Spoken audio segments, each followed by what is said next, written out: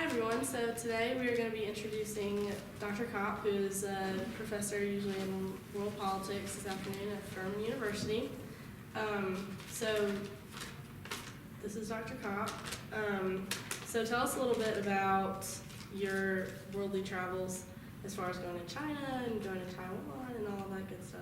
All right. Well, I guess I did my first international experience back in 1983 as a high school sophomore, and then started going back and forth to China in 1989. So I was supposed to go to China as kind of a post-graduation fling, never wanted to read another book again after I got my undergrad thesis, and ended up graduating 2 days after Tiananmen Square. So went to grad school, and then I alternated each year back and forth between the States and Asia. So. Okay. So I heard that you're the author of creating the Zhuang Ethnic Politics in China. What was that about? Yeah, the Zhuang is China's largest minority group. It's China's largest minority group, 16 million. So I initially actually wanted to research the Uyghurs in Xinjiang province, but it was too politically loaded and a little bit dangerous to do research, still is. So I went down to southern China and looked at what happens when. Well, I looked at two main questions. I looked at why the central government recognized the Zhuang as a unique minority group, and then I looked at how that decision has impacted their political mobilization. Wow, okay, that is quite a lot. You are definitely very involved worldly, and sounds like all over the U.S. as well, but thank you for your time here. This has been great. Sure, thank you. Good afternoon, everyone. This is Dr. Menchaca Bagno here at Furman University. She is a professor in the political science department, and today we're going to ask her a couple of questions about what she does outside of teaching. So I heard in 2014 you completed a research appointment at the U.S. Naval Academy Stockdale Center for Ethic Leadership. Tell us a little bit about that.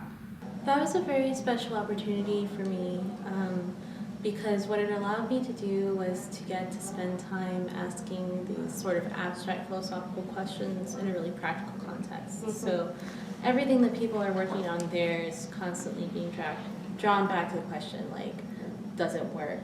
How would it work on the ground? What's the best way to think about, an issue like justice? It's kind of abstract when it comes to something concrete. Okay. And so I learned a lot, about how to do practical applications of things, but I also learned how to work with many different kinds of philosophical scholars because they had people who were trained in different ways. Oh, okay. And then we would have meetings together and we'd sort of consult with each other. But one of the nicest things was working with the midshipmen. That was another big opportunity there, is with the young men and women who are enrolled in the Naval Academy. Oh, okay. And, many of them are very determined people. But they're not just like determined to get ahead, for the sake of getting ahead. They're determined to get ahead, but like in conjunction with some idea of like what they think the common good to be or the right way to live. Okay, that's very inspiring. So you would say most people who are young and involved in the Navy and working on their career are very driven by loving their country. That was the impression I had, and it was, every once in a while you meet somebody who seemed like maybe they weren't there for that reason, maybe they were there, for other reasons, but that was really rare. Most of the time you're meeting somebody who's exceptionally gifted, but thinks that they have an obligation to use their gifts for the sake of the community in this way. All right, that's all the time we have for today, so thank you very much. I appreciate it.